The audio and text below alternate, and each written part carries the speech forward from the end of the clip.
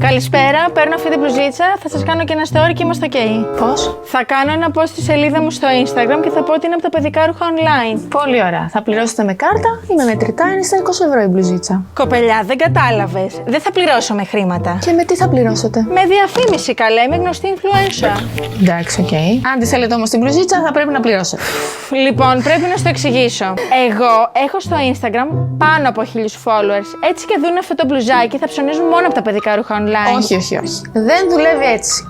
Κάρτα ή μετρητά, παρακαλώ, τίποτα άλλο. Λοιπόν, έχεις αρχίσει και με εκνευρίζεις πάρα πολύ τώρα. Δεν έχεις καταλάβει ποια είμαι. Όχι. Είμαι η Αθανασία, γνωστή influencer. Δεν μου λέει κάτι και εγώ είμαι η Βάλη. Μπορεί σε σένα να μην λέει κάτι, αλλά οι θαυμαστές μου θα μπουν και θα αγοράσουν μόνο από τα παιδικά ρούχα online. Δεν υπάρχουν αυτά που λέτε. Σιγά μην τρέξουν όλοι να πάρουν επειδή είδαν εσάς. Λοιπόν, κοριτσάκι, κοίτα να μαθαίνεις.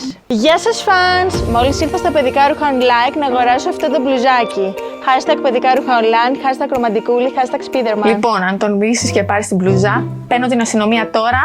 Σε έχουν γράψει και κάμερα. Δεν μπορείς να πάρεις την αστυνομία. Έχουμε κάνει μια συμφωνία εμείς οι δύο. Καμία συμφωνία δεν κάναμε. Τι συμβαίνει εδώ? Να, η πελάτησα εδώ θέλει να μας κάνει story για να πάρει τσάμπα την μπλουζίτσα από το Instagram.